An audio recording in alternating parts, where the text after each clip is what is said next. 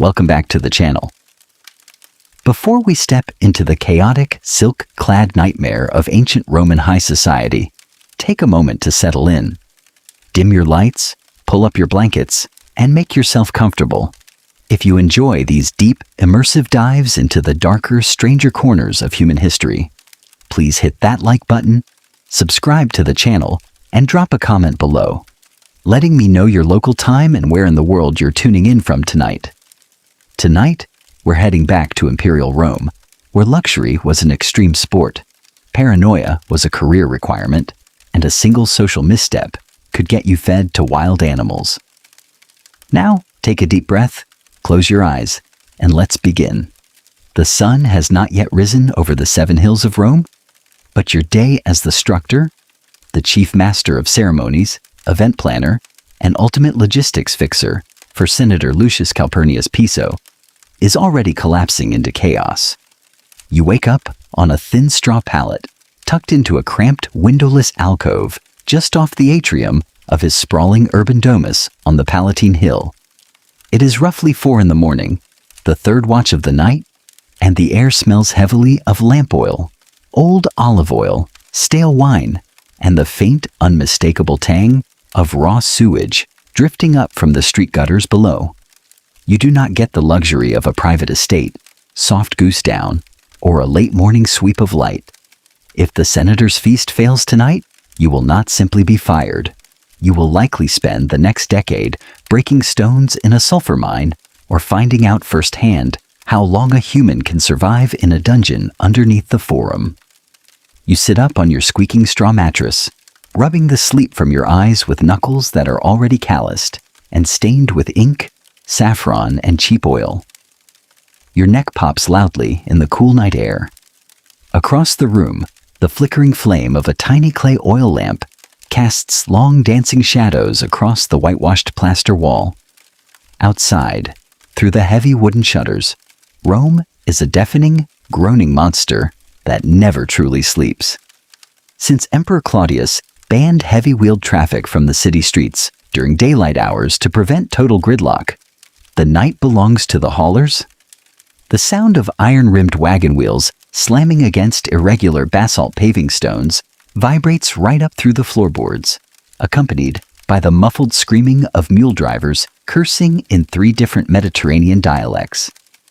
You swing your legs off the cot and place your bare feet on the icy mosaic floor.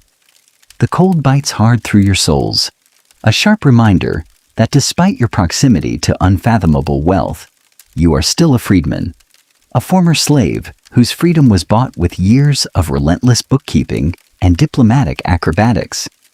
You reach for your tunica, a simple, unadorned length of coarse Mediterranean wool, dyed a dull beige that hides grease spots remarkably well. You pull it over your head, cinch it tight at the waist with a worn leather belt, and slide your feet into cheap leather sandals whose soles are worn down to the paper-thin leather. You don't get to wear the purple-bordered toga of the aristocratic elite, nor would you want to. A toga is 6 yards of heavy, unmanageable wool designed to restrict movement and look impressive while sitting still. You need to run, sweat, and dodge angry cooks for the next 20 hours. Before you step into the main house, there is the matter of basic hygiene. Roman style, there are no running water taps in your quarters. You walk over to a terracotta basin sitting on a small wooden tripod. Floating in the stale water is your tooth powder, a unpleasant gray paste made from crushed pumice stone, pulverized animal bones, and burnt eggshells, mixed with a splash of sour wine to cut the taste. You scoop up a bit of the grit on your forefinger and rub it vigorously against your gums and teeth. It tastes like chalk, vinegar, and ash scraping against your enamel with a sickening crunching sound, but it keeps your breath from smelling like a grave when you have to whisper logistical updates into the senator's ear later this evening. You splash your face with icy water, wiping your eyes with a rough linen rag that smells faint of mildew. Next comes the hair. A high-ranking Roman event coordinator must look refined, crisp, and entirely unbothered, even while internally panicking. You grab a small iron comb and run a dollop of stale olive oil through your thinning dark hair, plastering it down in neat, forward-swept locks after the fashion of the current imperial court. It keeps the stray hairs out of your eyes and gives off a faint sheen that screams competence. You take a quick drag of breath, clear your throat, and open the heavy oak door leading into the quiet, echoing cavern of the senator's atrium.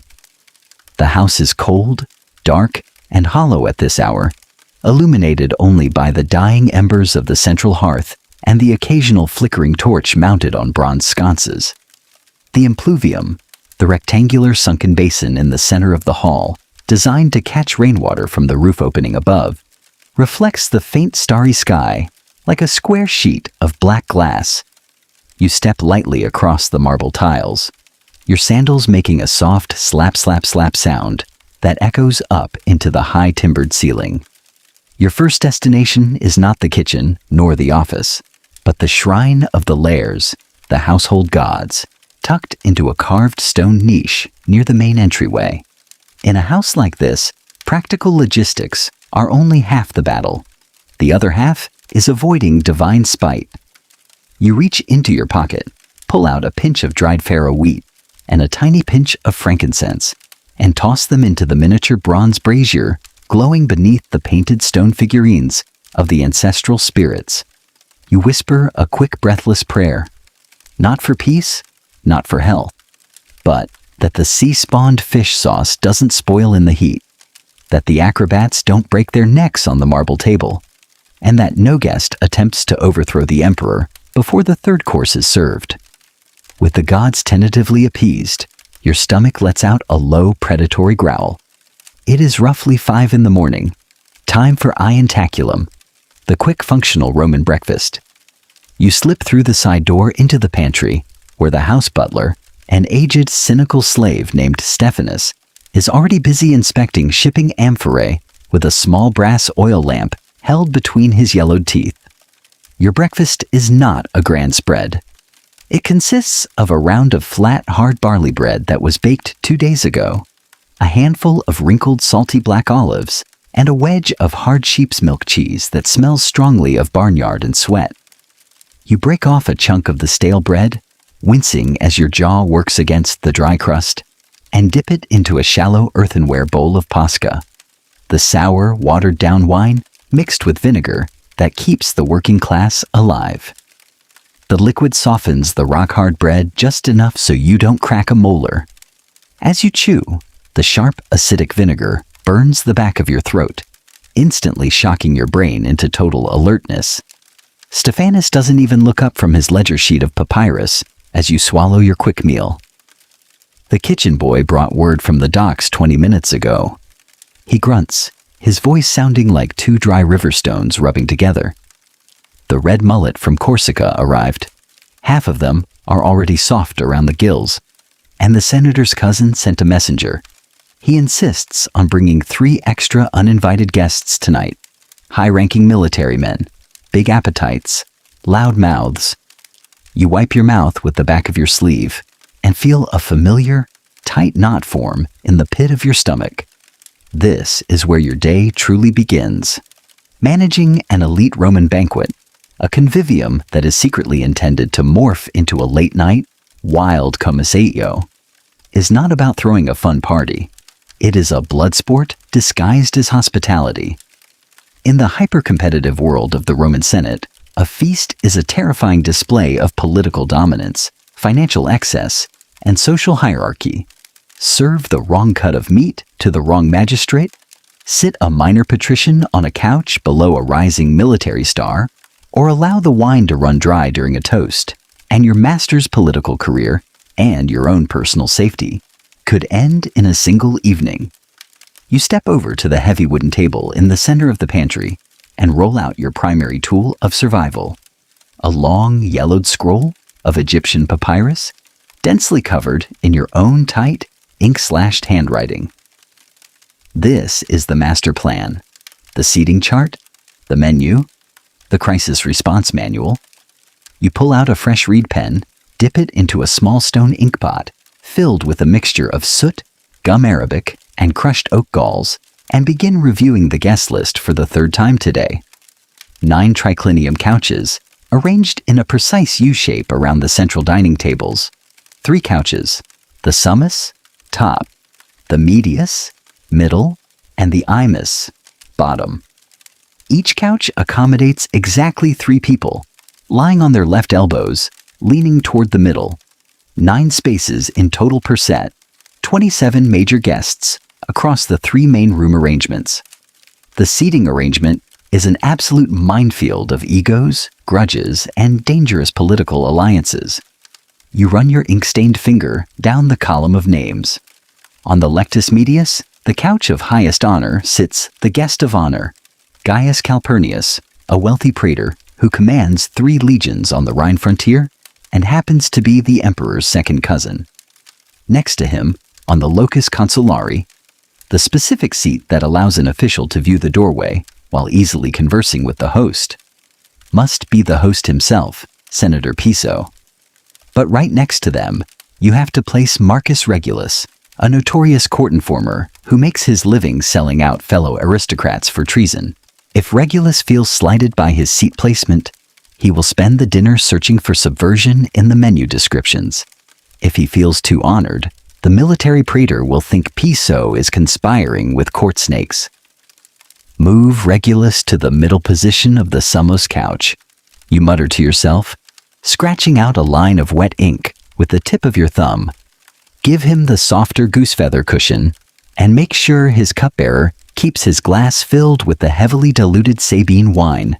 Keep him stupid, happy, and far enough away from the praetor's military staff to prevent a sword fight over appetizers. Now comes the clothing, not just for yourself, but the massive coordinated outfit check for the army of slaves who will execute this madness under your command. A successful Roman event relies heavily on visual branding.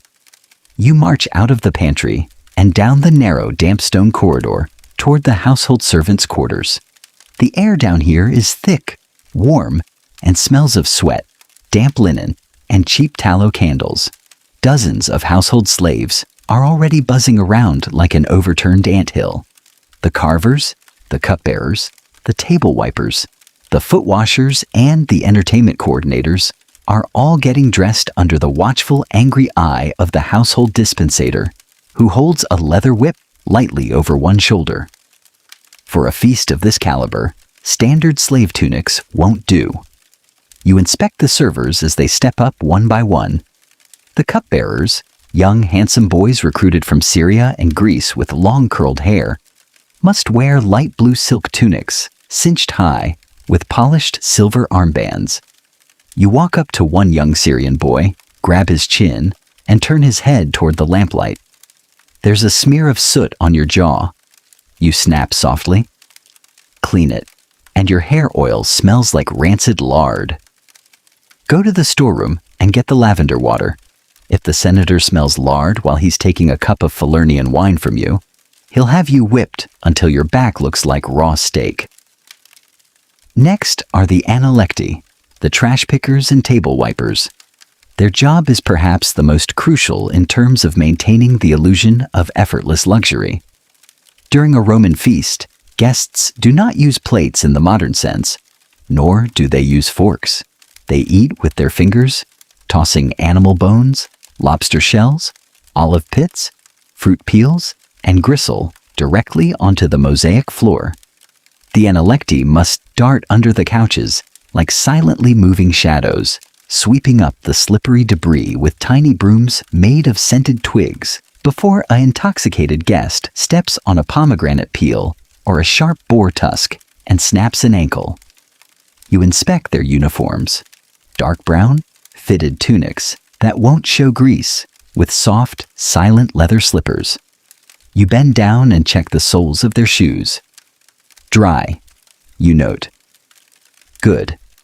If any of you slip on a spilled oyster shell tonight and knock over a silver pitcher, I will personally hand you over to the cook for butcher practice. It is now 6 in the morning. The sky outside is turning a dull, bruise-colored gray, and the morning light is beginning to filter through the central opening of the atrium. But Before you can even begin setting up the main dining hall, the front doors of the domus slam open with a wooden thud that echoes through the entire house. The morning salutatio has begun. Every single morning, elite Romans must receive their clients. A swarm of lower-class citizens, dependents, freedmen, and desperate parasites who line up outside the front door at dawn to pay their formal respects, offer political flattery, perform small favors, and in return, receive their daily sportula, a small gift of money or a basket of leftover food. You peek through the wooden screen of the reception hall. The atrium is already filling up with dozens of men wrapped in frayed yellowing togas, shivering in the morning dampness. They jostle each other, pushing forward to be seen by Senator Piso, who has just emerged from his bedchamber wearing a fresh, brilliantly white wool toga draped over his rounded shoulders by 3 attentive valets. Piso sits on his carved ivory chair, looking magnificent, distant, and thoroughly bored. He nods lazily as the clients shuffle past, offering groveling praises, news from the street, and requests for legal favors. Beside him, his nomenclator, a specialized slave with an extraordinary memory for faces, whispers the name of each client into the senator's ear just half a second before the client reaches the chair. Gaius Menenius, weaver from the Subura. Publius Sextius, retired centurion. Titus, your cousin's cobbler. You watch this spectacle with a mixture of professional appreciation and intense anxiety. Every minute the senator spends entertaining these low-level beggars in the atrium is a minute you lose in preparing the space for tonight's epic feast. But you cannot rush the process. If Piso cuts the salutatio short, rumors will immediately circulate through the forum that the senator is broke, sick, or falling out of imperial favor. In Rome, perception is currency, and currency keeps the head on your shoulders. While the senator is busy smiling fake smiles and handing out tiny bronze coins to his groveling dependents, you slip through the side exit into the narrow, filthy alleyway behind the estate. It's time for your daily nightmare, inspecting the kitchen and the external suppliers. The kitchen of a Roman mansion is not a bright, pristine space of stainless steel and organized shelves. It is a hot, smoke-filled, terrifying cavern located in the deepest, dark underbelly of the house, right next to the latrines for ease of plumbing. A spatial layout that ensures the air is constantly charged with a complex bouquet of burning wood, roasting meat, and human waste.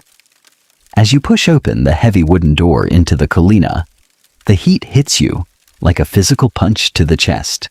A massive masonry counter, hollow underneath for wood fires, stretches along one wall, covered in glowing charcoal embers, heavy cast iron pots, clay simmering dishes, and spitting bronze spits. The air is so thick with greasy smoke from roasting lard and damp firewood that your eyes immediately begin to sting and water. Smoke curls up toward tiny soot-blackened holes in the high stone ceiling, but most of it stays trapped down where human beings are trying to breathe. At the center of this sweltering hellscape stands Master Chef Anthimus, a Greek slave whose price was equivalent to the cost of a small country villa. He is short, furious, drenched in sweat, and currently screaming at a terrified kitchen boy while waving a heavy iron cleaver in one grease-stained hand.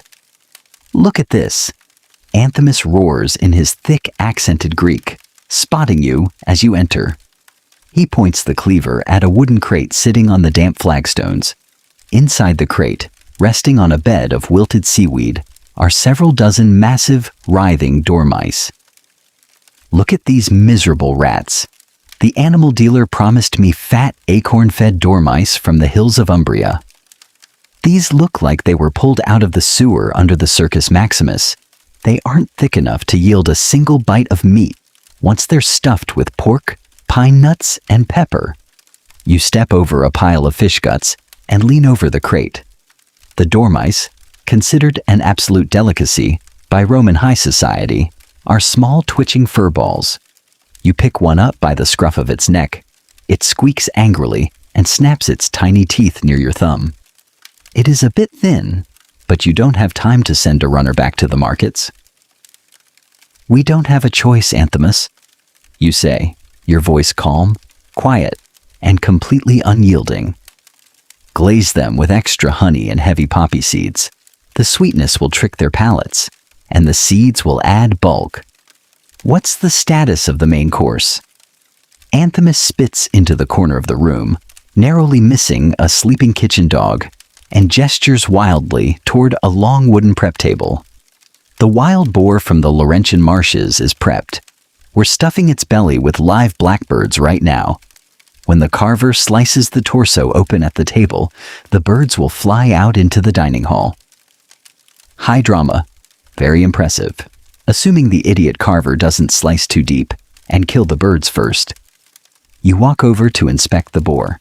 The massive animal is shaved clean, its dark skin rubbed with salt, garlic, and cumin.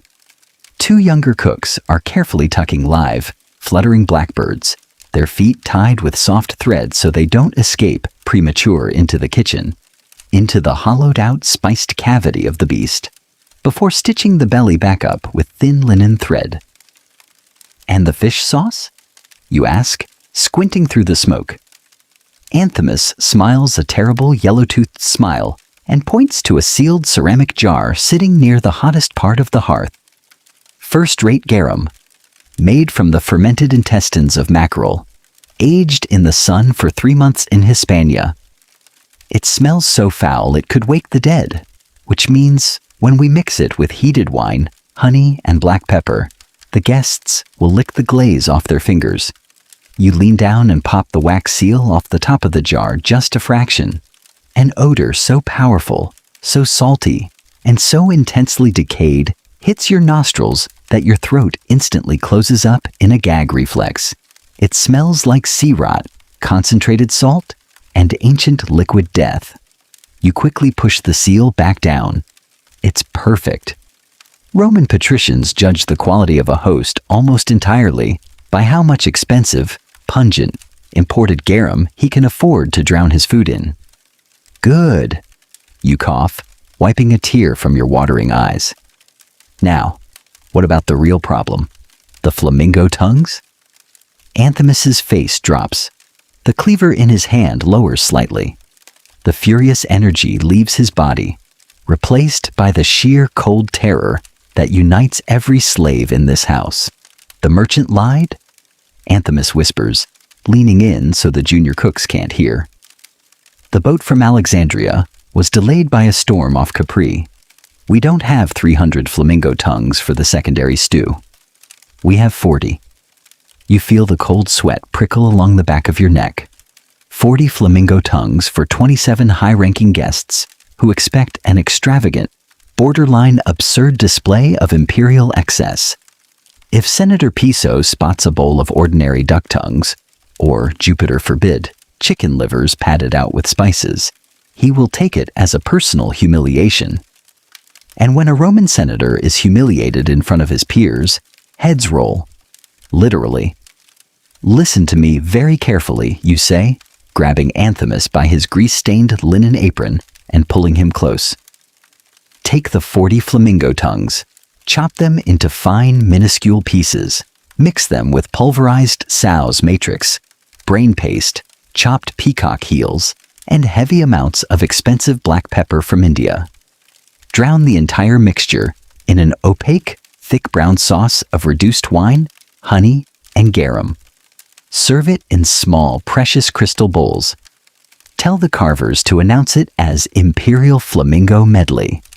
If anyone asks why the texture is different, tell them it's the personal recipe of the Emperor's master chef in Baiai." Anthimus glares at you for a long second, his jaw working silent curses, before he finally nods grumpily. "If we get caught, I'm telling the senator it was your idea." "If we get caught, Anthimus," you reply dryly, "we'll both be sharing a cross on the Appian Way by tomorrow noon. Get to work."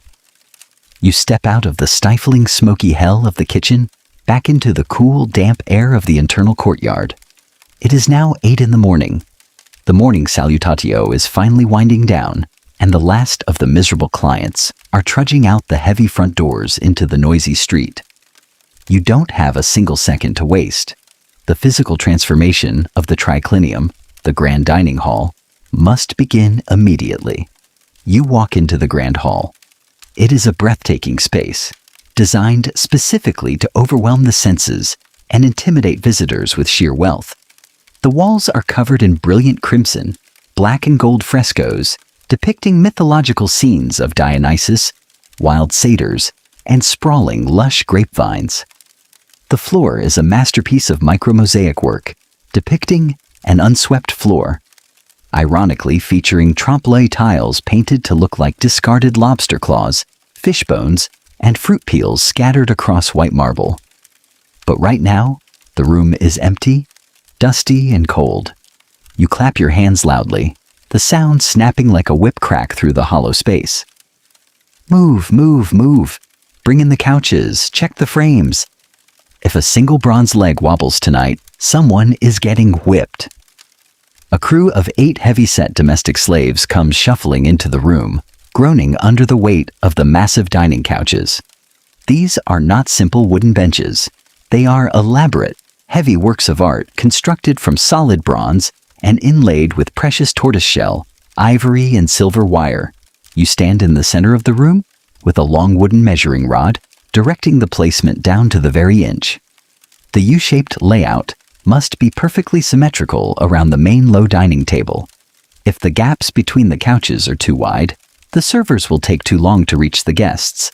If they are too narrow, the cupbearers will bump into the guests' reclining elbows, spilling boiling hot water or chilled wine over expensive silk garments. Left. 2 inches to the left, you command, tapping the measuring rod against the bronze frame of the lectus medius. Drop it gently. Gently. If you chip that tortoiseshell inlay, I'll deduct it from your rations for the next 6 years. The slaves set the heavy frame down with a dull, metallic thud. Next comes the padding. A Roman feast requires hours of continuous lying down, which sounds relaxing until you realize that human anatomy is not naturally designed to recline on one's left elbow for 6 straight hours while consuming 7 courses of heavy, wine-soaked food. Without proper cushioning, guests will suffer from severe muscle cramps, numbness in the arm, and horrible acid reflux, which makes for very cranky, dangerous dinner companions.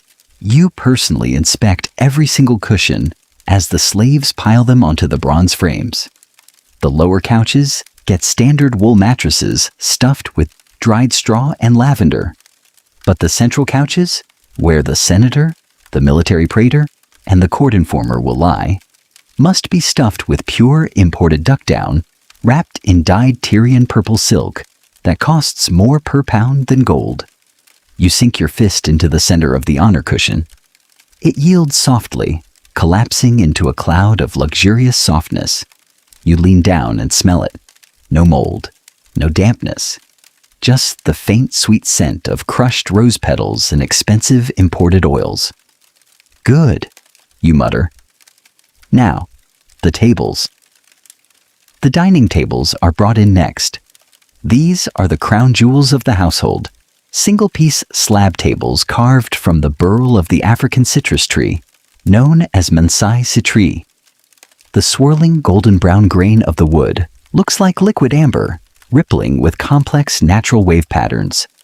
These tables are so absurdly expensive that Roman writers frequently scold patricians for spending more on a single piece of dining furniture than a merchant spends on an entire trading ship. You pull a soft silk rag from your belt, drop to your knees, and inspect the smooth, polished surface of the main table. There is a tiny, almost invisible fingerprint smudging the dark grain. You breathe on the cold wood and rub it out with furious, precise circles until the surface reflects your face like a dark mirror. If anyone places a hot bronze dish directly onto this wood without a felt pad, you say, looking up at the team of table wipers standing nervously by, I will personally make sure they spend the rest of their natural life sweeping out the stable stalls in Pompeii. It is now 9 in the morning, and the mid-morning heat is beginning to climb. Rome in the summer is a humid, suffocating pressure cooker. As the sun rises higher, the smell of the city, a stomach-churning mix of open horse gutters, burning garbage, stagnant river water, and the pungent aroma of thousands of crowded tenements cooking cheap beans, begins to seep through the open courtyard of the domus. You walk over to the small shaded garden tucked into the rear peristyle. Here, surrounded by manicured boxwood hedges, bubbling marble fountains, and bronze statues of nymphs, you meet with the House Aquarius, the slave responsible for managing the water systems and environmental controls. "We need the cooling channels running by noon," you tell him, wiping a thin bead of sweat from your forehead. The weather is turning hot and thick. If the dining hall gets too stuffy, the guests will fall asleep before the entertainment starts. Or worse, they'll start throwing up early. The Aquarius nods grimly. He controls a complex system of lead pipes that run cold spring water drawn from the city's aqueducts through the double hollow walls of the main dining hall and through channels under the marble floor. By opening specific bronze stopcocks, he can create a gentle draft of cool air that lowers the room temperature by 10 degrees. "And the snow?"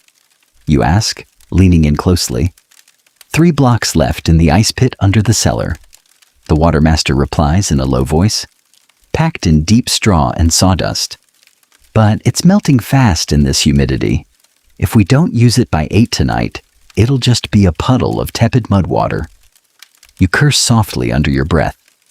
Mountain snow, hauled down from the Apennines in fast night wagons wrapped in thick straw, is the ultimate luxury flex at a Roman summer party.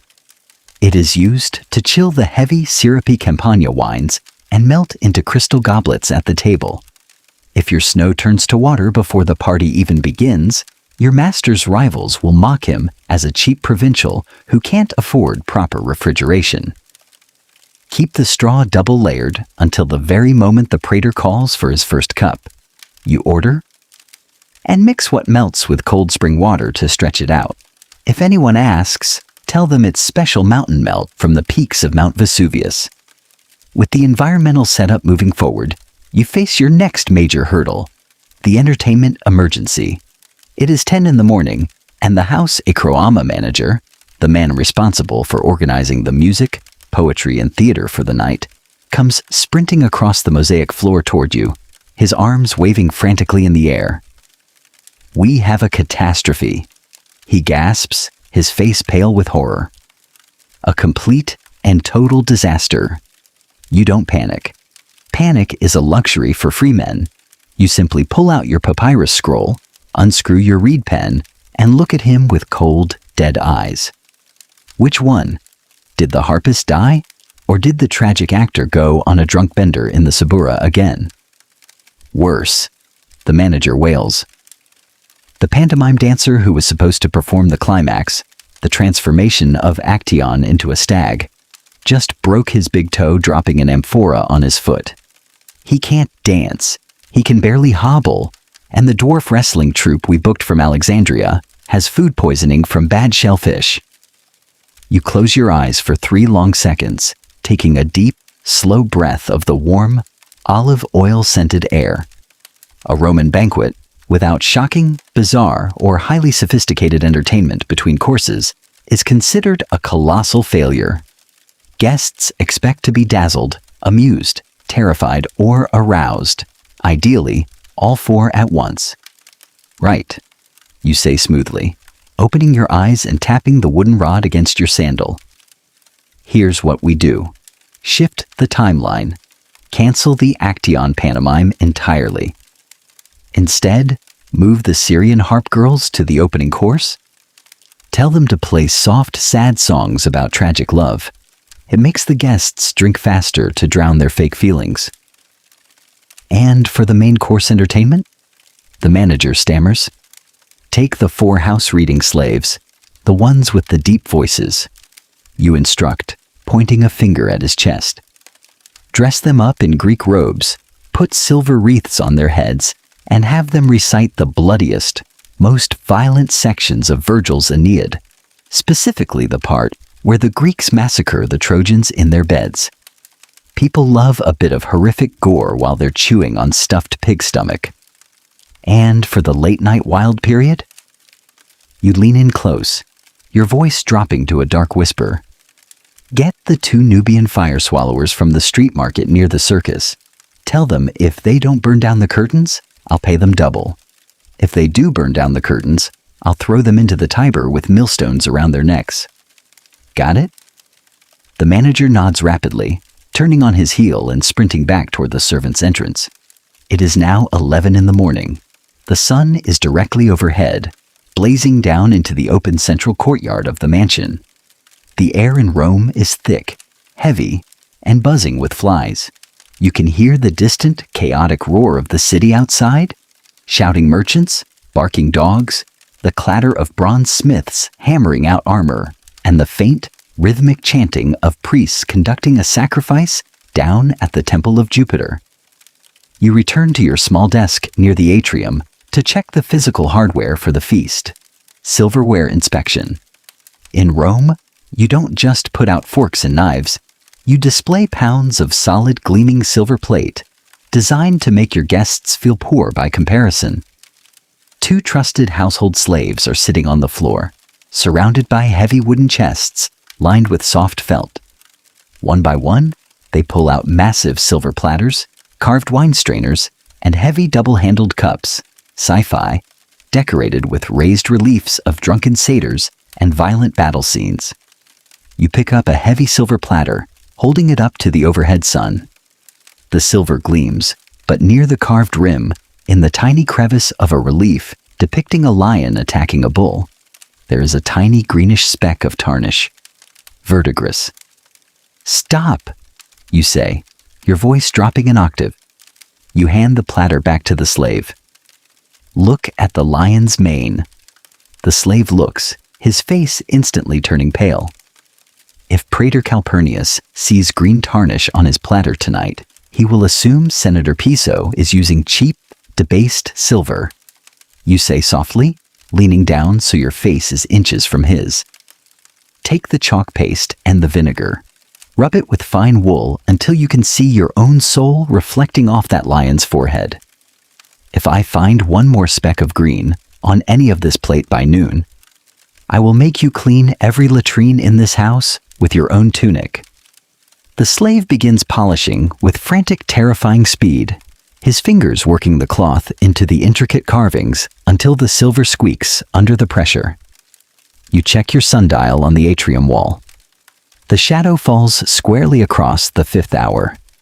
Midday is approaching, the food is prepping, the entertainment is being reshuffled, the seating chart is precariously balanced, and the silver is being scrubbed of its sins. Everything is on schedule for total success, which means, in the unforgiving world of Roman logistics, that a catastrophe of unimaginable proportions is about to strike from an entirely unexpected direction. You take a small sip of stale water from a clay cup, dry your hands on your wool tunic, and turn toward the main entrance. You hear the heavy iron knocker echo against the front door. It's the wine merchant's delivery boy, and judging by the loud, frantic shouting coming from the street, something has gone horribly wrong with the delivery of 40 amphorae of vintage Falernian wine. You tighten your belt, step across the slick marble floor, and prepare yourself for the next crisis. But before you can tackle the ruined wine, there is an even bigger, more dangerous problem waiting for you around the corner. You march out through the grand vestibulum and step directly into the blistering noon sunlight of the Palatine Hill Street. The heat hits you like an iron door swinging shut, bringing with it the concentrated stench of horse manure, rotting cabbage, and sun-baked urine rising from the narrow drainage ditches running along the basalt paving stones. Outside the heavy oak doors of the senator's mansion, a massive wooden ox cart is wedged diagonally across the narrow alleyway, completely blocking the path of an enraged local magistrate who is currently screaming threats of immediate arrest at a terrified young delivery boy. The source of the chaos sits stacked in 3 precarious tiers on the bed of the cart. 40 double-handled clay amphorae, sealed with pine pitch and dark red wax, stamped with the official seal of a vineyard in Campania. But as you step closer, your stomach drops into your leather sandals. One of the massive clay vessels, a 100-pound container of vintage 121 BC Opimian-style Falernian wine, has cracked clean in half. Dark, sticky, mahogany-colored liquid is pouring out from between the wooden side rails of the wagon, pooling on the dusty street stones like fresh blood. The air smells intensely of sweet resin, dried raisins, heavy alcohol, and oxidized grapeskin. "Look at this," the delivery boy wails, turning his tear-streaked face toward you as you approach. The axle hit a hole in the paving stones near the Temple of Castor. The whole load shifted. "It wasn't my fault, master. It was the city maintenance crew." You don't care about the city maintenance crew. You care about 40 gallons of priceless 50-year-old white wine currently soaking into the Roman dirt. Falernian wine is not just alcohol. It is liquid gold, highly alcoholic, intensely sweet, and aged until it turns the color of dark amber. Serving cheap local vinegar wine from the hills of Alba to men who command legions is a quick way to ensure your master never receives another provincial governorship.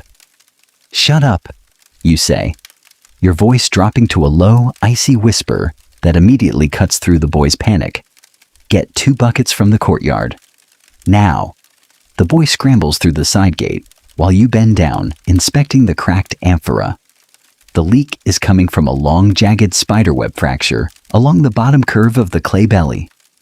You reach into your tunic pocket, pull out a chunk of soft tallow grease mixed with pitch that you always carry for emergencies, and slam it hard against the crack with your thumb. The dark brown sticky paste holds back the main flow, but the wine is still seeping through your fingers, burning small scrapes on your skin with its acidic bite. 2 domestic slaves come sprinting out of the gate, carrying heavy wooden buckets lined with fresh wax.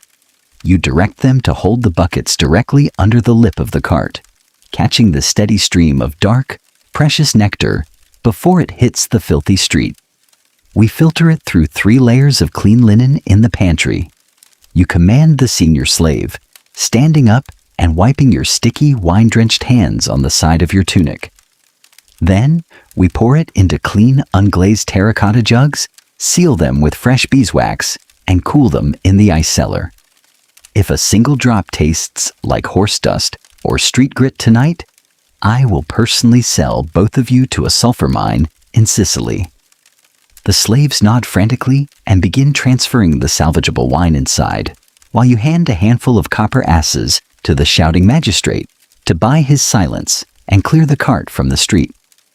The wine is saved, or at least disguised well enough to pass inspection, by guests who will be far too drunk by the 4th course to notice a faint hint of beeswax in their goblets.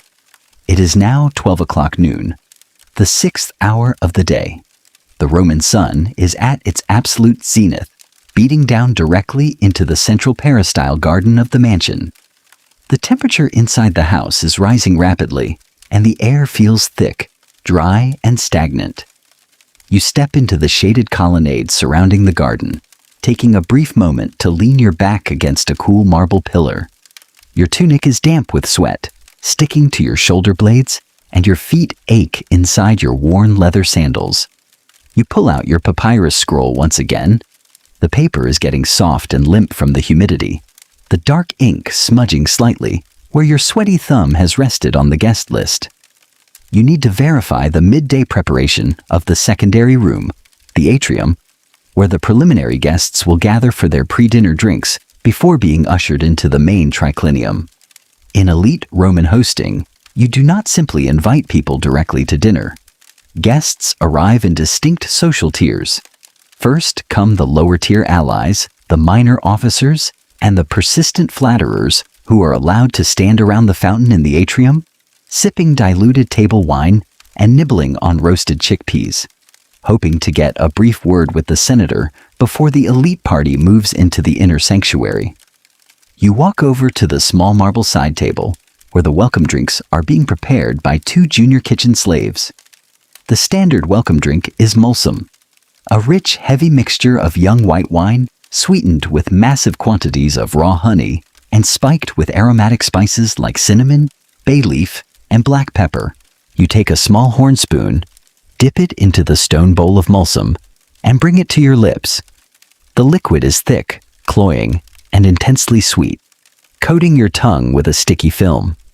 But as the flavor washes over your palate, you detect a sharp, bitter metallic aftertaste that makes your jaw clench. Who prepared this batch? You demand, setting the horn spoon down on the table with a sharp click. A young slave girl steps forward, trembling slightly, her eyes fixed firmly on the marble floor. I did, sir, following the standard proportions from the pantry ledger. You step up to the bronze cauldron used to mix the honey and wine, leaning over to inspect the bottom. There, sticking to the corners of the metal vessel, is a greenish crusty deposit. You mixed a high-acid wine with raw honey inside an unlined, unpolished bronze cauldron, you say, your voice dripping with quiet sarcasm. The acid is eating the metal. You've created verdigris poison. If our guests drink this, they won't be admiring the senator's hospitality. They'll be vomiting blood into his ornamental rose bushes within 30 minutes. The girl's face turns pale gray. In a Roman household, damaging expensive ingredients or threatening the health of guests through negligence is an offense punished with immediate beatings or assignment to the outdoor laundry pits. A slow death by alkali dust and skin rot. Throw it out, you order, waving your hand dismissively. Dump the entire batch down the drain of the latrine. Wash the cauldron with vinegar and coarse sand until the metal shines like a new coin. Then mix a fresh batch using the glazed earthenware pots from the store closet. And use half the pepper. We need these people thirsty enough to consume the expensive dishes, not choking on spice. She scurries away with the heavy cauldron, her sandals slapping frantically against the stone floor.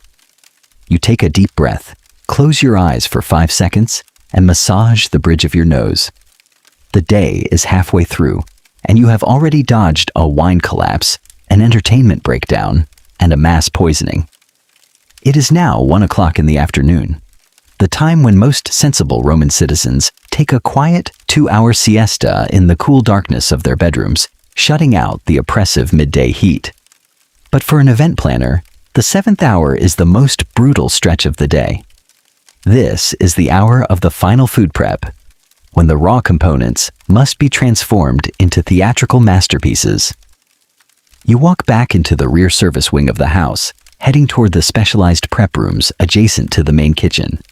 The air here smells wildly chaotic, a bizarre mixture of roasting pork fat, sharp garlic, pulverized coriander, fermenting fish sauce, crushed roses, and burning pine charcoal. You push open the door to the pastry and presentation room.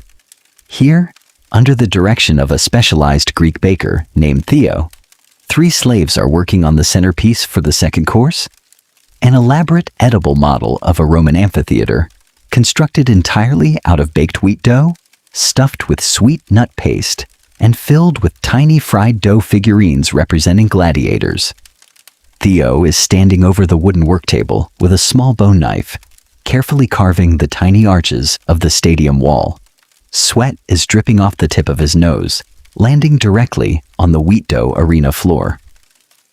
Is the dough holding? You ask, leaning over his shoulder to inspect the structural integrity of the edible coliseum. It's too humid. Theo grumbles, wiping his brow with his forearm without stopping his carving. The flour from Egypt is soft this season. The arches are drooping in the middle. If I don't get this into the oven within 10 minutes, the whole stadium is going to collapse into a pile of sweet porridge. Bake it slow, you instruct him, pointing at the wood-fired brick oven sitting in the corner of the room. And coat the outside with egg white glaze before it goes in. It'll harden the outer shell and give it a shiny stone-like texture that will hold up under the dining hall lamps. And the gladiators? Theo asks, gesturing toward a wooden tray filled with hundreds of tiny raw dough figures. Fry them in lard until they're dark brown, then dust them with ground cinnamon and red poppy seeds. You reply? When the servers set the tray down on the table, they'll pour hot honey over the entire arena. The hot honey will make the poppy seeds look like blood on the sand. The senator's guests will love it. It's dramatic, it's violent, and it tastes expensive. Theo nods, satisfied with the bloodthirsty logic, and begins barking orders at his assistants to fire up the brick oven. You move on to the next prep station, the butcher's table. This is where the main meat course, the infamous porcellus, is being prepared. In ancient Rome, no high-class banquet is complete without a whole roasted pig. But standard roast pork is far too boring for Senator Piso's social circle. The master butcher, a mountain of a man named Carpophorus, with arms as thick as tree trunks and an apron covered in dark dried blood, is standing over a massive wooden cutting block. Resting on the block is a prime 4-month-old suckling pig, completely hollowed out and scrubbed clean. "Show me the stuffing," you say, stepping around a bucket filled with pig intestines and hooves. Carpophorus reaches into a large stoneware vessel and pulls out a handful of the internal mixture. It is a dense, fragrant filling made of chopped pork sausage, hard-boiled eggs, pine nuts, soaked raisins, crushed pepper, dried figs, and a heavy dose of asafoetida, a pungent, sulfurous resin imported from Persia that smells like a mix of garlic, leeks, and rotting cabbage, but adds an indescribable savory depth when cooked into meat. "Good," you say, smelling the mixture. "Did you insert the bronze tube?"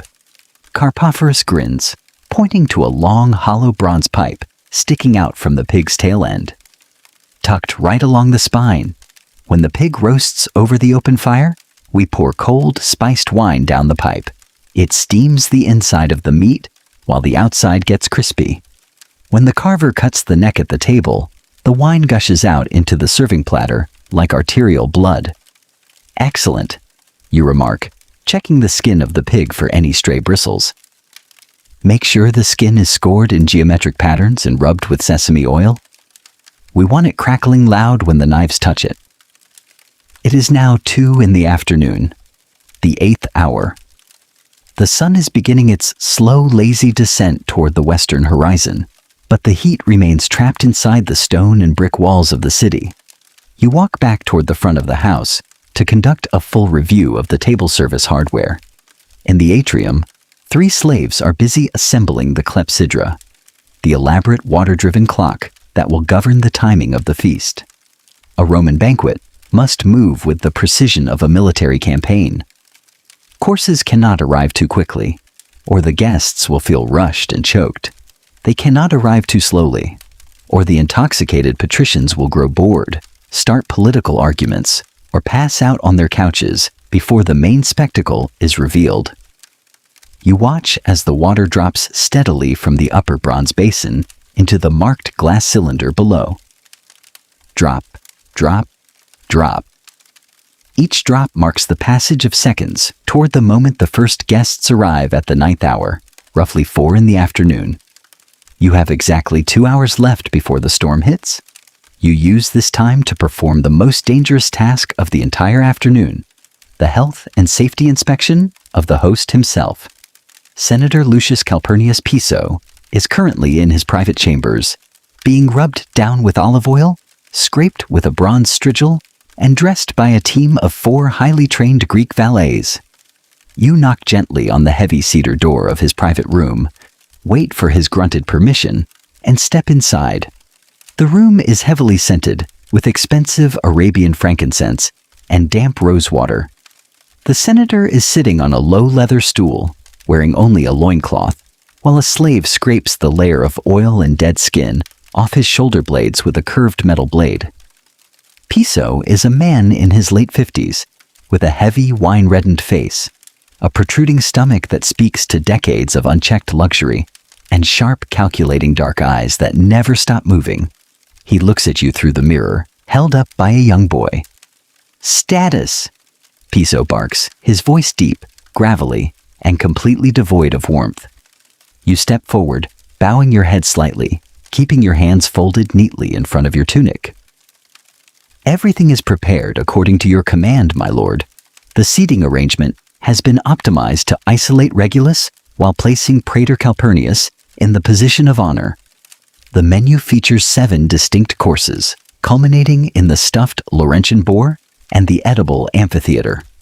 The wine is chilled, filtered, and ready. Piso grunts, leaning back as the slave scrapes his neck. What about the praetor's bodyguard? He insists on keeping 2 armed men inside the room during dinner. This is a massive violation of social etiquette. Bringing weapons into a private triclinium is a sign of deep mistrust, suggesting that the host might be planning an assassination. A not unreasonable fear in Imperial Rome, but an insult nonetheless. I have arranged a separate table for the bodyguards in the adjacent colonnade, my lord. You answer smoothly, without hesitation. They will be within 5 steps of the praetor at all times, but separated by a silk curtain. They will be served the same meat courses as the main table, along with full-strength, unwatered wine from Hispania. Piso's lips curl into a slow, cold smile. Get them drunk, you mean? I mean, my lord, that by the 3rd course, their vision will be too blurry to distinguish a serving knife from a spoon, while you remain entirely protected by their nominal presence. Piso chuckles, a low rumbling sound in his chest, and nods. You are a treacherous snake, freedman. That is why I keep you around. What about the rumor regarding the Emperor's agent? You feel a cold prickle of ice run down your spine. The agent, my lord? Word came from the Forum an hour ago, Piso says, his eyes fixing on yours through the glass mirror. Emperor Nero has sent an informal observer to the feast tonight, a young tribune named Tigellinus. He will arrive uninvited with the praetor's retinue. He will be looking for signs of disloyalty, extravagant waste, beyond the legal sumptuary limits, or treasonous gossip. The room seems to drop 5 degrees in temperature. Sumptuary laws, the ancient Roman statutes that strictly limit how much money a citizen can spend on a private dinner, how many pounds of silver plate can be displayed, and how many exotic birds can be eaten, are usually ignored by the elite. But when the emperor wants to ruin a rival senator, those forgotten laws become lethal weapons. If Tigellinus counts too many silver dishes or catches the guests eating illegal foods, Piso could lose his estate, his seat in the Senate, or his life. And as the man who planned the event, you will be the first person executed for treason. We have 3 hours, my lord, you say, your voice remarkably steady despite the terror pounding in your chest. I will adjust the layout immediately. How? Piso snaps, turning his head to glare at you directly. We hide the excess silver plate in the pantry, bringing out only 9 pieces at a time. You explain rapidly, your mind racing like a chariot on the turning mark. We register the Laurentian boar not as an exotic meat, but as a gift from a farm sacrifice, which exempts it from the tax cap. And I will personally assign our sharpest cupbearer to sit near Tigellinus, ensuring his glass is never empty. A man who is drowning in cold Falernian wine is a man who forgets to count silver forks. Piso stares at you for 5 agonizing seconds, his dark eyes searching your face for any sign of hesitation or deceit. Finally, he lets out a heavy breath and waves his hand. Do it, he orders, and make sure my cushion is raised 2 inches higher than everyone else's. I will not be looked down upon by a tribune. It shall be done, my lord, you reply, bowing low and stepping backward out of the chamber. You close the door behind you and lean against the cold plaster wall of the corridor. Your forehead is dripping with cold sweat. The stakes of this party have just escalated from a high-stress logistical nightmare to a literal game of survival. One wrong dish, one overly vocal drunk guest, or one sharp-eyed imperial spy, and the entire house collapses into ruins. It is now 3 in the afternoon. The 9th hour approaches. The ambient light in the courtyard is turning into a warm golden honey color, casting long geometric shadows across the marble columns. The household slaves are all in position, standing in stiff, silent lines along the walls of the atrium, their uniforms pristine, their hair oiled, their faces blank. You walk through the entire house one last time, checking every single detail like a general inspecting his lines before a battle. In the kitchen, the pig is spitting over the glowing charcoal embers, its skin turning a deep, blistered golden brown. Anthemus is furiously stirring the thick dark garum sauce, his face covered in soot. In the pantry, the wax-sealed jugs of salvaged Falernian wine are sitting in basins of slushy, melting mountain ice. In the dining hall, the silk cushions are plumped, the citrus wood tables are gleaming like liquid glass, and the silver goblets are arranged in precise, geometric rows. Outside, the heavy wooden knocker slams against the front gate with a loud booming crack that echoes through the quiet house. The first guests have arrived. You take a deep, slow breath, adjust the leather belt around your wool tunic, slide your reed pen into your pocket, and step forward into the atrium to open the doors to the elite, decadent, and deeply dangerous world of ancient Roman high society. The sun is setting, the lamps are being lit, and your long night of survival is about to begin. But before you can greet the first visitor, a sudden commotion at the front door signals that your meticulous preparations are about to meet their greatest test. You step toward the grand double doors of the vestibulum, smoothing down your wool tunic and setting your face into a mask of total, unflappable composure. The iron knocker reverberates through the heavy oak panels a second time. A sharp, impatient thud, thud, thud that warns you the person on the other side is not accustomed to waiting. You signal to the two massive household doormen, former gladiators from Thracia, with arms like tree trunks and matching scars across their jaws. They pull back the heavy bronze bolts with a deep, metallic clunk and swing the massive doors inward. The low, golden rays of the late afternoon sun spill across the threshold, blinding you for a fraction of a second. As your eyes adjust, you see the first wave of guests stepping into the entrance. At the front of the pack is Praetor Gaius Calpurnius, wrapped in a pristine, heavy white wool toga, bordered with the thick, vibrant purple stripe of the senatorial class, the toga praetexta. He is a broad-shouldered man with a neck like a bull, a face tanned dark by years on the northern frontiers, and a permanent, suspicious scowl carved into his brow. Directly behind him, walking with a predatory silent grace, is the man you've been dreading all afternoon. Tribune Ophonius Tigellinus, the emperor's personal eyes and ears. Tigellinus is younger, slighter, dressed in a crimson tunic of fine Alexandria silk that shimmers in the fading light. His eyes don't take in the architecture or the statues. They sweep across the room, like a hawk looking for field mice, immediately calculating the cost of the marble, the number of slaves, and the potential disloyalty written on every face.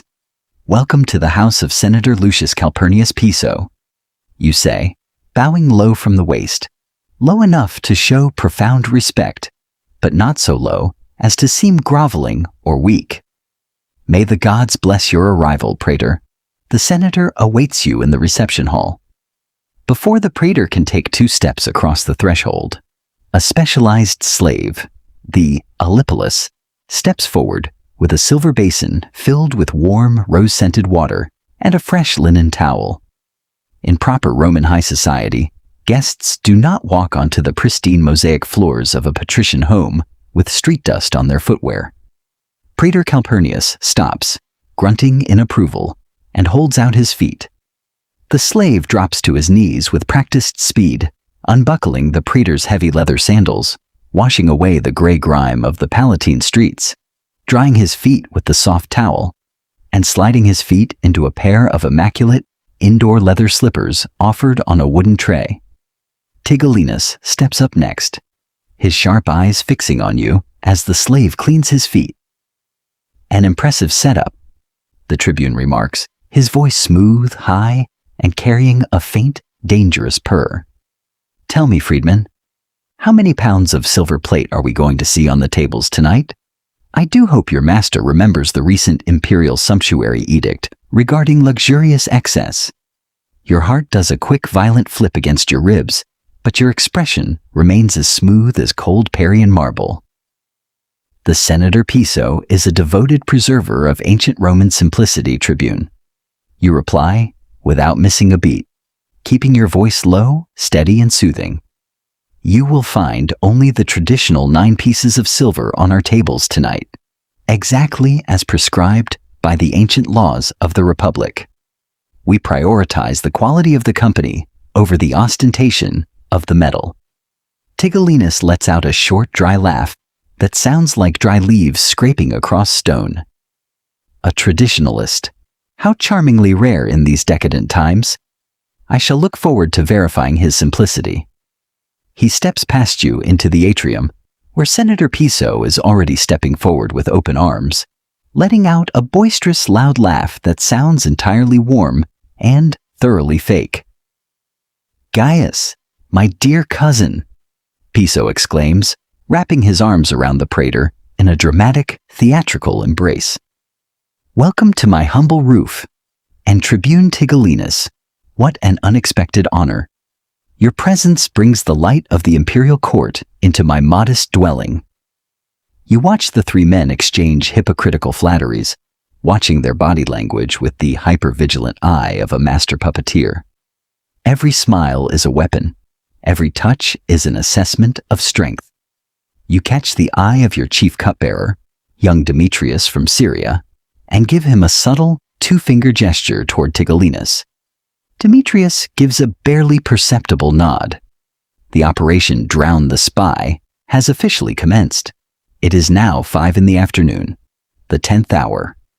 The sun has dipped below the horizon, plunging the city into a deep, velvety twilight. Inside the house, the atmosphere shifts completely. Domestic slaves move silently through the corridors with long pine torches, lighting the bronze lichnucci, the multi-nozzled oil lamps suspended from the high ceilings. The air fills with the sharp, warm smell of burning olive oil, mixed with the sweet scent of crushed pine needles that have been scattered across the floor to absorb dust and deaden the sound of footsteps. You step to the doorway of the triclinium and raise your wooden wand.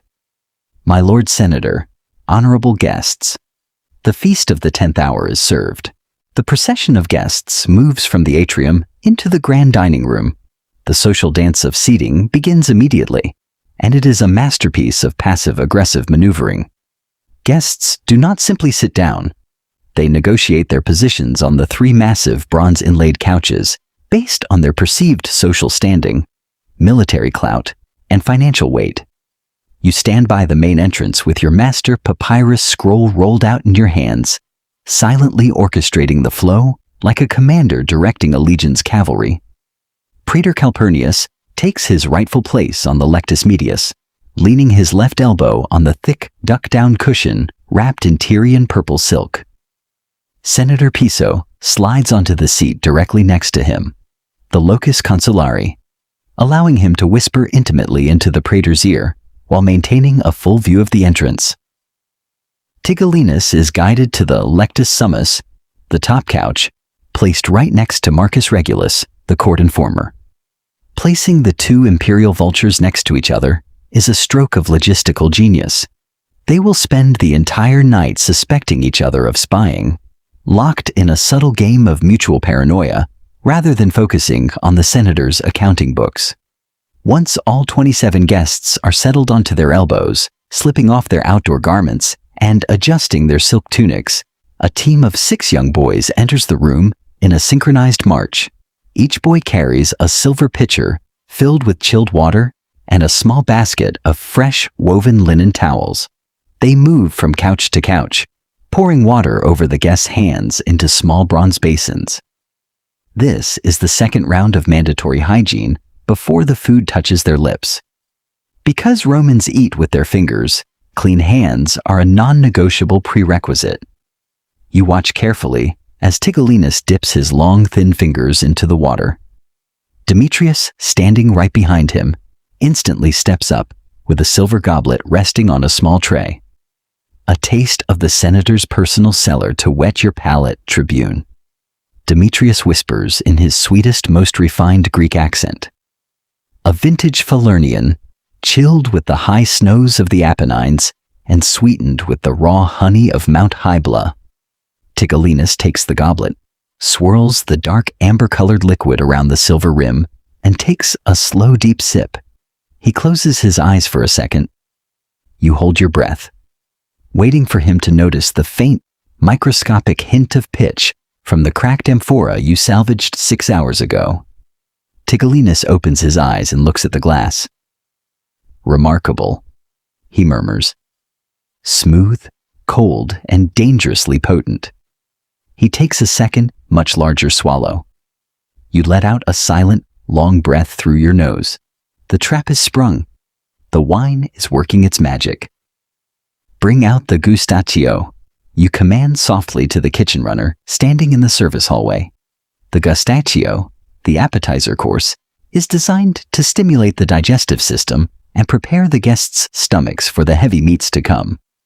It enters the room on massive polished wooden trays carried by 12 servers moving in perfect cadence. The tables are instantly filled with a colorful, complex spread. Small ceramic dishes hold plump, dark green olives cured in olive oil and fennel, salted sea urchins gathered from the rocks of Baiae, hard-boiled quail eggs drizzled with a light sauce of garum and pepper, steamed asparagus spears wrapped in thin leaves of lard, and the absolute highlight of the course, the roasted dormice. The dormice are presented on small tiered silver stands. Each rodent is cooked to a dark, glistening finish, its skin glazed with thick golden honey and dusted heavily with dark purple poppy seeds. You watch from the corner of the room as Praetor Calpurnius reaches out with his thick fingers, picks up a dormouse by its tiny hind leg, and pops the entire animal into his mouth. He chews vigorously, the bones crunching loudly between his molars, a drop of honey running down his thick chin. By Hercules, Piso! The praetor booms, his voice echoing off the high frescoed walls. These dormice are magnificent. Where did you get them? They taste like pure oak nuts and wild honey. Piso laughs smoothly, taking a small bite of an olive. Only the best for my military commander, Gaius, bred in my private glirarium in Umbria, fed on white walnuts and sweet wine. You suppress a dry, sarcastic smile? The dormice were thin sewer catch from the back alleys of the Subura, but Anthemus's heavy honey glaze and poppy seed trick has completely deceived the military hero's unrefined palate. As the guests gorge themselves on the appetizers, leaning back on their elbows, talking loudly about the latest chariot races at the Circus Maximus and the rising price of Egyptian grain, your eyes scan the room for potential hazards. The first minor crisis unfolds on the Lectus Imus, the bottom couch, where 3 minor patrician clients are seated. One of them, a notoriously gluttonous magistrate named Sextus, has consumed 4 plates of salted sea urchins in less than 10 minutes. His face is turning a bright blotchy red, and he is beginning to cough violently, clutching his throat with grease-stained fingers. You step forward, motioning silently to 2 analecti, the floor cleaners. You move with fast, noiseless steps around the back of the couches, reaching Sextus just as he lets out a loud wet choke, dropping a half-eaten quail egg onto his silk cushion. A sudden bout of throat dryness, honorable magistrate? You whisper directly into his ear, slipping a damp linen towel into his shaking hand, while subtly positioning your body to block the view of Tigellinus and the praetor. I can't breathe. Sextus gasps, his eyes wide with panic, a piece of sea urchin shell clearly caught in his windpipe. Without missing a beat, you slip your thumb behind his jawbone, applying a sharp, precise pressure that forces his mouth open, while your other hand strikes him hard between the shoulder blades with the palm of your hand. Thump. A chunk of red sea urchin flies out of his mouth, landing silently on the felt pad under the couch. Sextus lets out a long, desperate gasp of fresh air, his chest heaving, tears streaming down his flushed cheeks.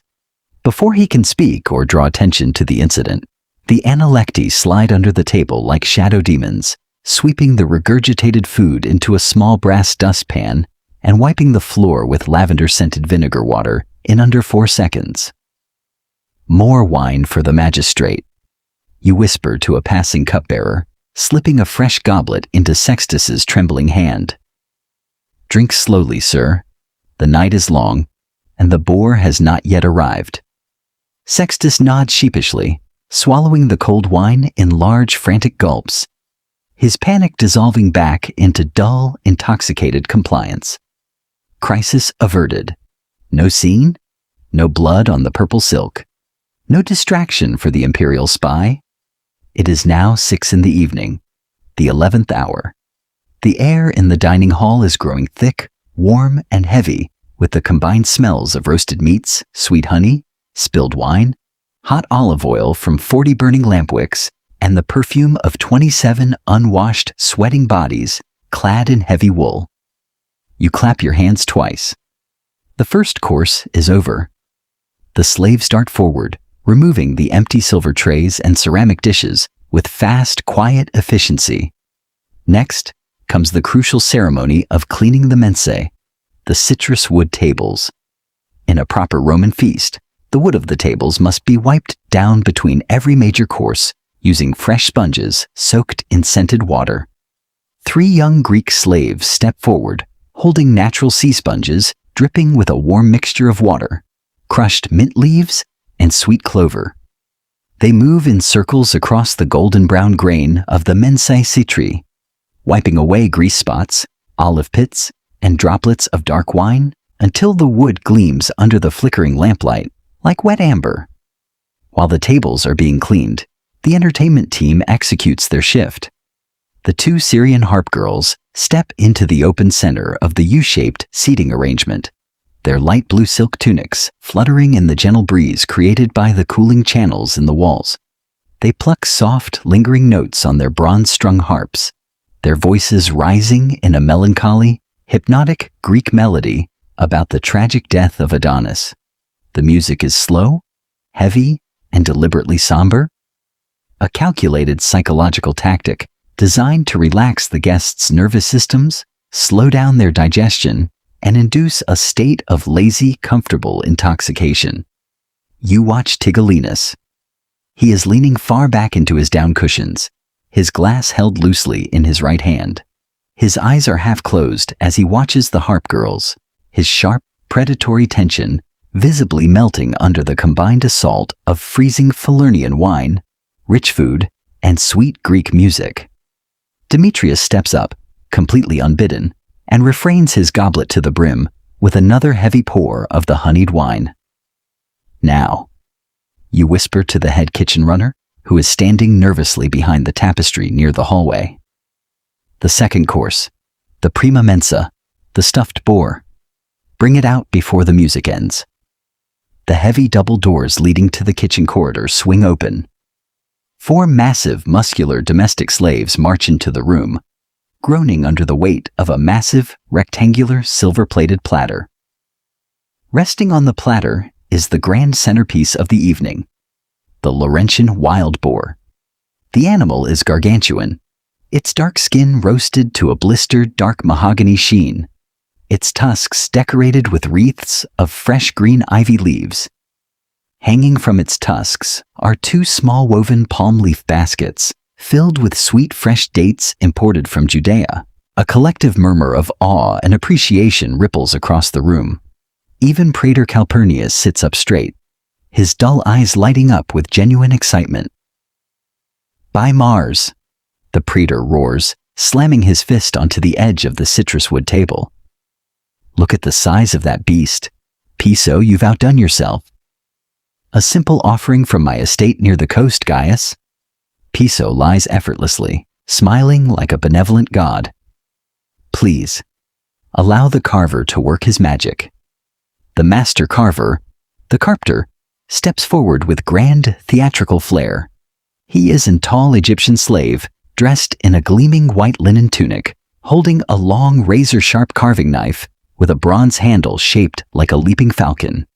He moves his arms in rhythm with the harp music, swinging the knife through the air in wide, dramatic arcs before stepping up to the roasted beast. This is the moment of maximum danger for the entire culinary presentation. Anthemus's live blackbird trick is about to be executed. If the carver slices too deep, he will mutilate the live birds inside, turning the grand reveal into a bloody, repulsive mess of feathers and intestines. If he cuts too shallow, the belly won't open, and the illusion will fail entirely. You stand by the wall, your hands clenched so tightly behind your back that your fingernails bite into your palms. You don't breathe. You don't blink. The carver raises the blade, pauses for a dramatic beat on the final chord of the harp music, and brings the tip of the knife down across the boar's underbelly with a swift, shallow lateral stroke.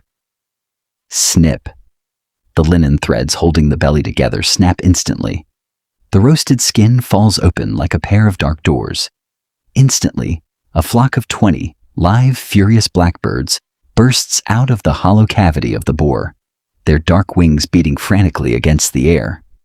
They flutter up into the high ceiling of the dining hall, chirping and screaming in confusion, their wings catching the warm lamplight as they circle above the heads of the startled guests. The dining room erupts into wild, roaring applause. Praetor Calpurnius laughs so hard he slaps his knee, sending a goblet of wine sloshing onto his lap. Even the cynical, icy Tigellinus lets out a loud chuckle, clapping his hands in genuine amusement as a blackbird swoops low over his head. Brilliant. Absolute genius. Guests scream from their couches, reaching up with their wine-stained hands to try and catch the birds as they flutter near the high rafters. Quickly, you whisper to the net slaves stationed behind the pillars. Catch the birds before they poop in the soup. 3 slaves with long fine-meshed nets move discreetly along the upper gallery, snaring the confused blackbirds out of the air before they can land on the dining tables or knock over the bronze oil lamps. Meanwhile, the carver goes to work on the actual boar meat, slicing long, juicy ribbons of thick pork, drizzling them with the steaming, fragrant garum and pepper sauce, and serving them onto the guests' silver plates. You step back into the shadow of a frescoed pillar, leaning your head against the cool plaster.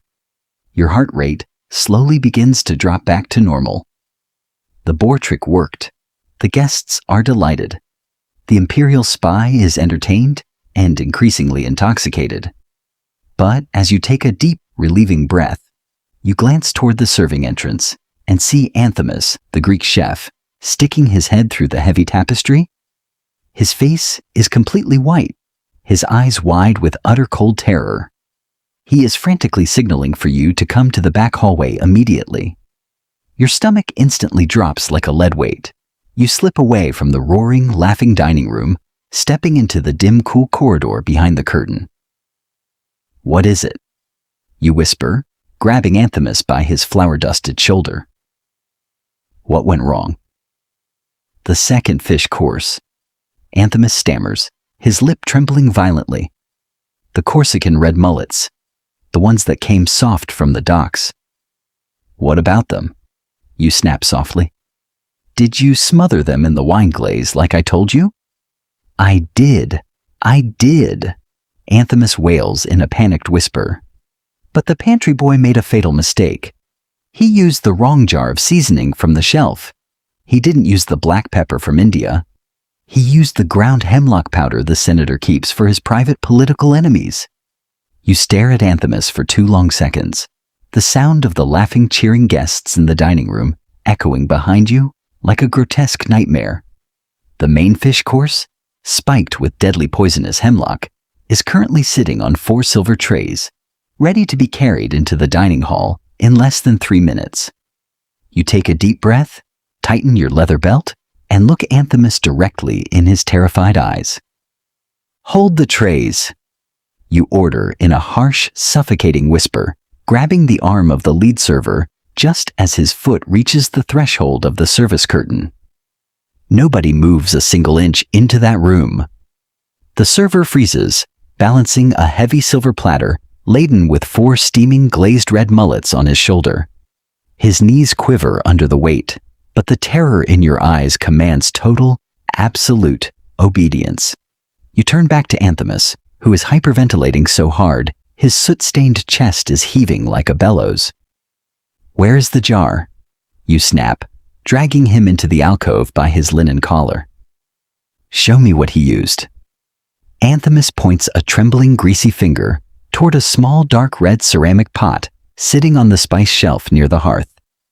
You step over, grab the pot, and hold it up to the flickering oil lamp. Scratched into the dark clay is a tiny, crude symbol, a crescent moon with a cross through it. It isn't Indian pepper, it's crushed hemlock root mixed with dried nightshade, a slow-acting, paralyzing poison.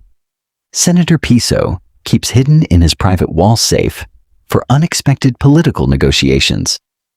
The pantry boy, working in the dark, smoky hell of the kitchen, mistook the dark vessel for the coarse ground black pepper jar.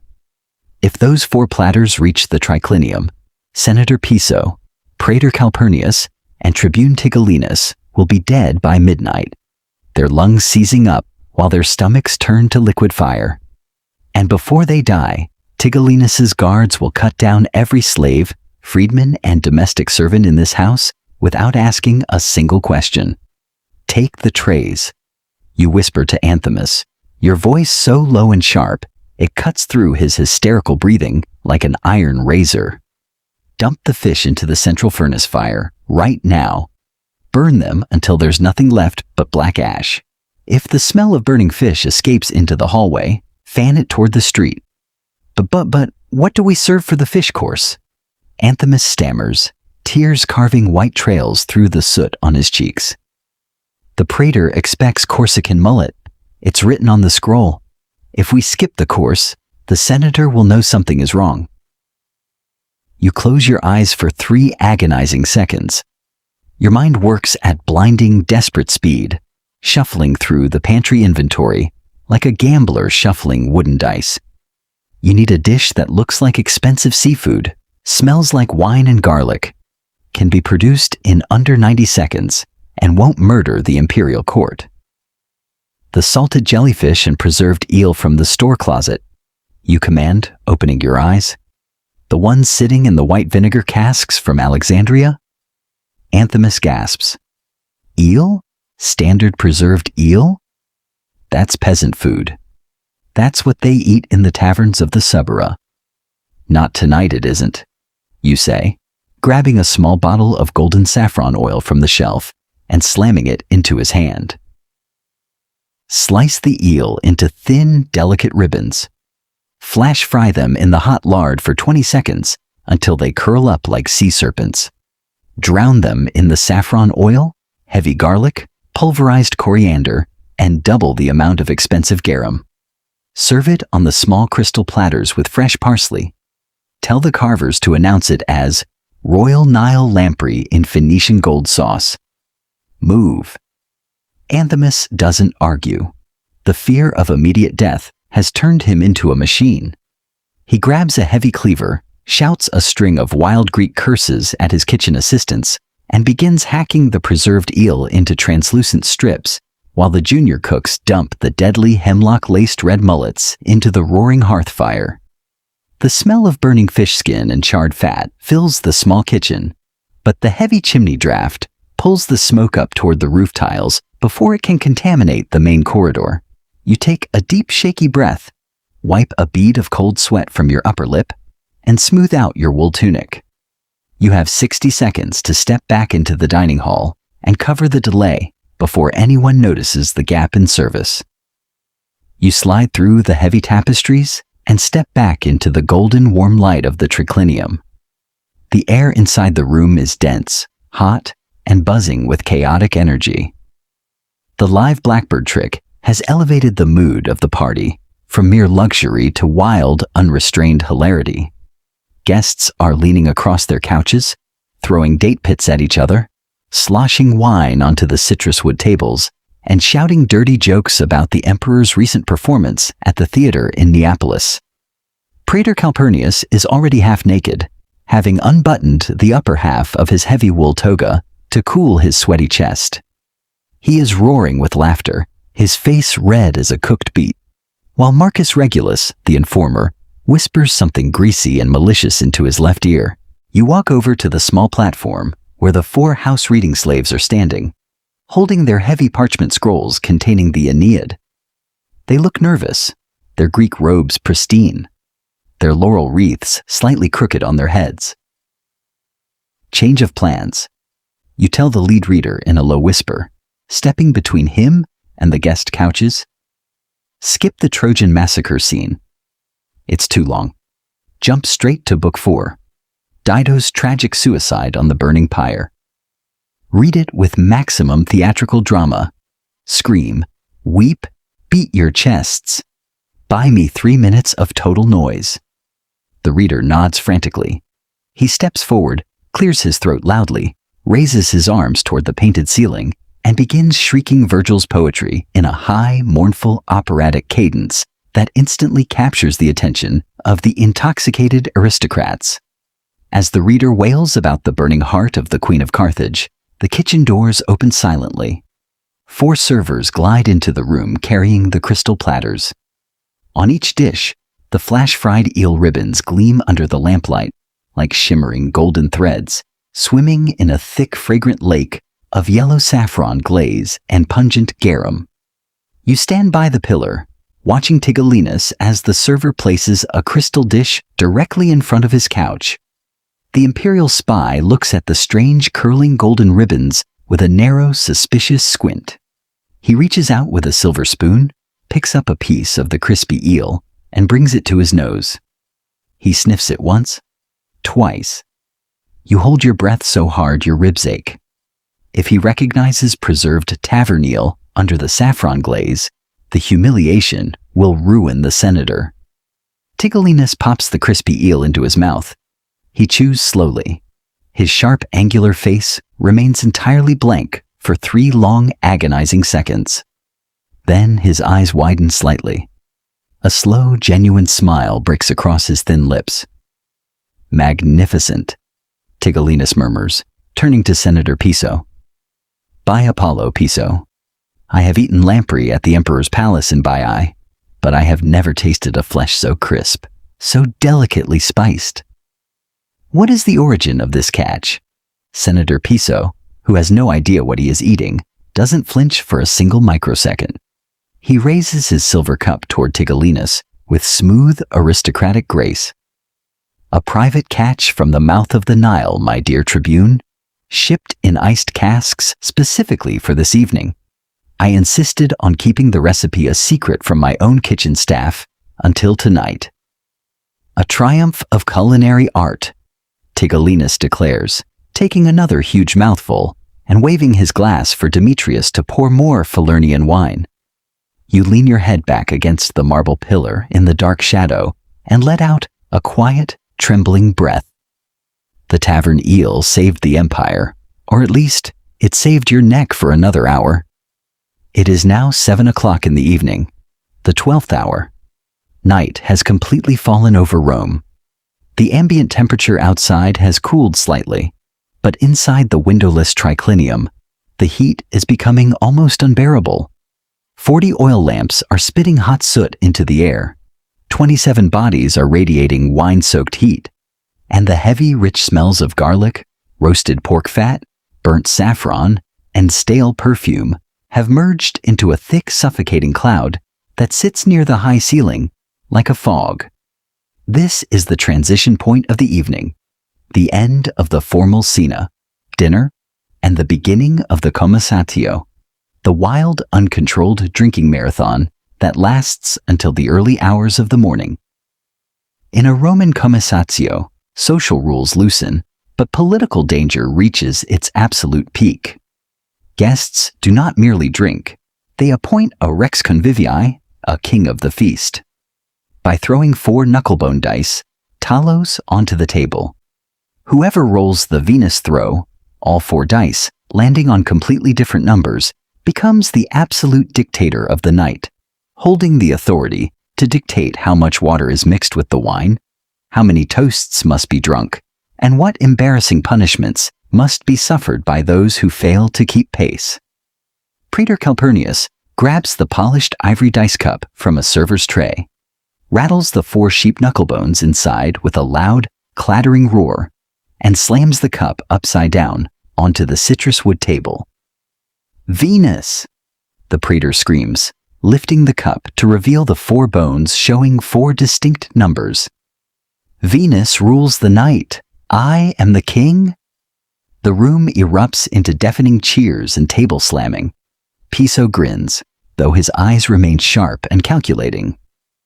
Praetor Calpurnius stands up on his couch, his toga sliding completely off his shoulder, exposing his hairy, sweaty torso. He points a thick wine-stained finger at the central bronze mixing bowl, the crater. "My first decree as king," the praetor roars, his voice slurred and heavy. "No more half measures, equal parts wine and water. 5 full cups for every man in the room to honor the 5 letters of the emperor's name, Nero. Anyone who leaves a drop in his cup shall drink a full measure of unwatered Campania spirit." You step over to Demetrius and the mixing crew near the sideboard.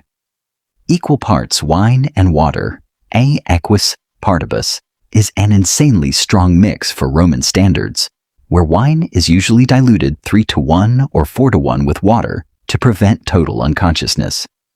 Drinking 5 full cups of 50% Falernian wine in 30 minutes will cause half the room to lose their minds, or pass out cold on the floorboards.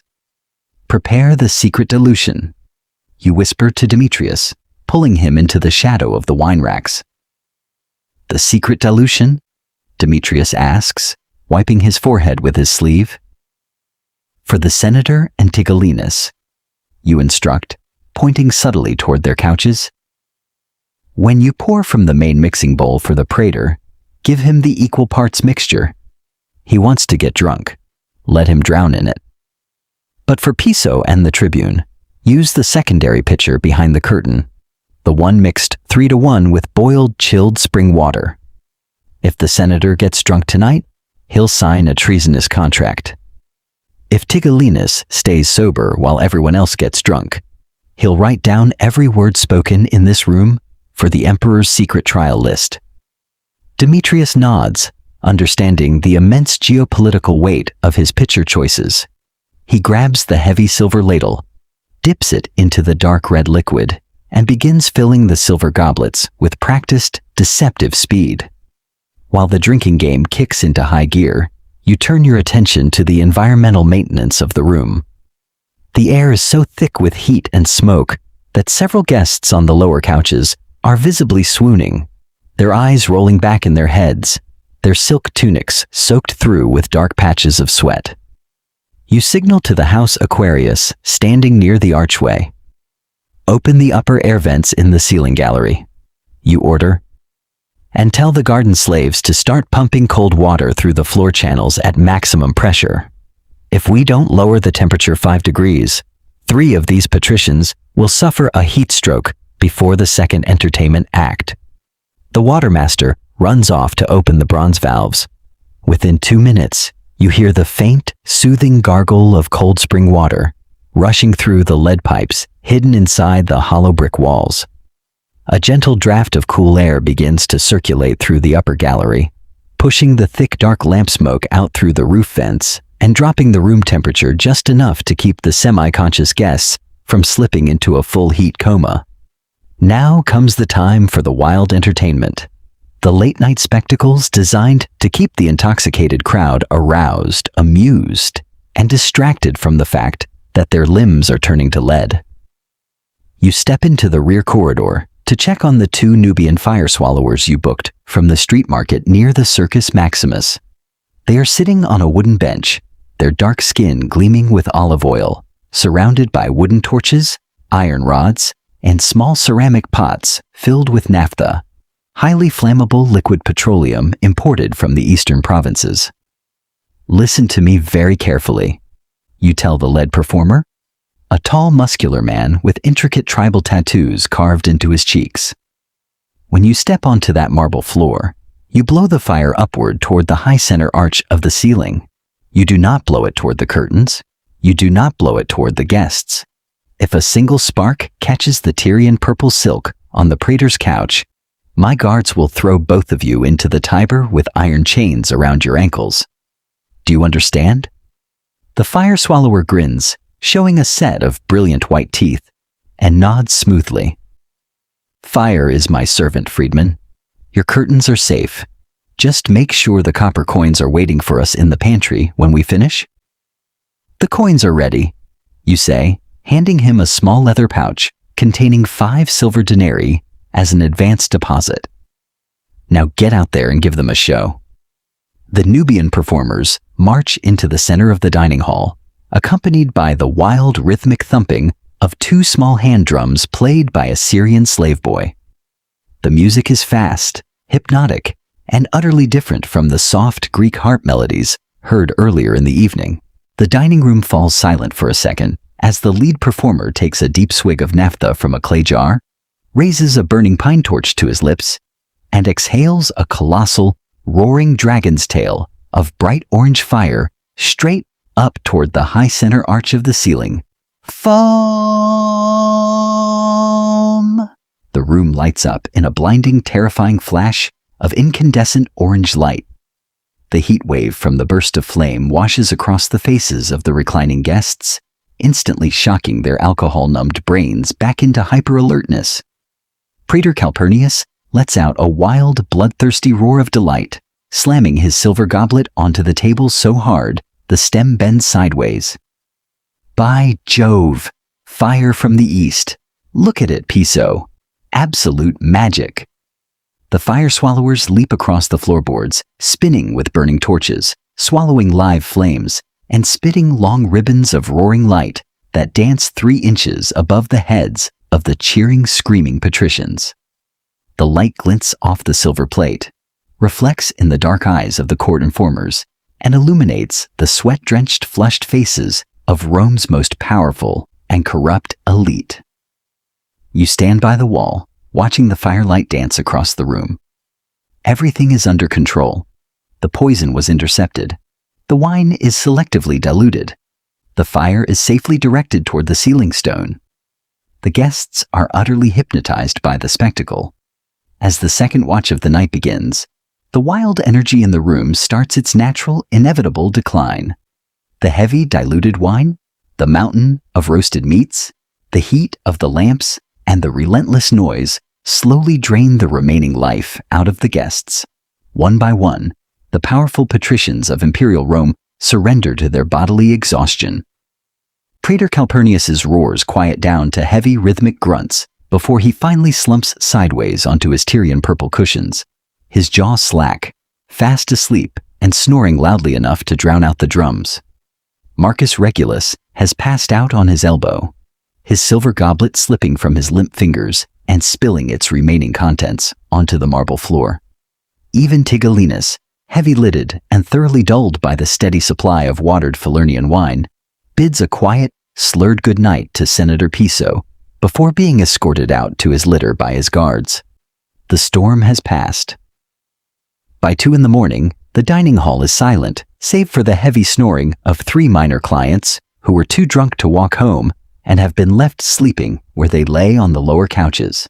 Senator Piso gives you a tired, satisfied nod before retiring to his bedchamber. The house is quiet, dark, and still. You step through the service corridors one last time, overseeing the analectae as they do a quick initial sweep of the debris, collecting discarded bones, extinguishing the oil lamps one by one, and closing the heavy oak doors of the domus against the cool night air of the Palatine Hill. You walk back to your small windowless alcove near the atrium. The room is cold and silent now. You kick off your worn leather sandals, feeling the icy mosaic floor beneath your swollen, aching feet. You slide off your stained wool tunic, drop down onto your thin straw pallet, and pull the coarse blanket up to your chin. Outside, Rome continues its eternal groaning night shift. The clatter of wagon wheels on basalt, the distant shouting of night watchmen, the low rustle of the wind through the courtyard pillars. But in here, under the heavy stone roof of the Palatine estate, your day is finally over. The feast was a success. No cross, no mines, no hemlock. Just another day survived in the heart of the empire. Now, close your eyes. Take a deep breath of the cool night air and let the quiet darkness wrap around you. Let your mind drift away from the noise, the silver, and the politics of Rome as you settle in for a long, peaceful sleep. Good night.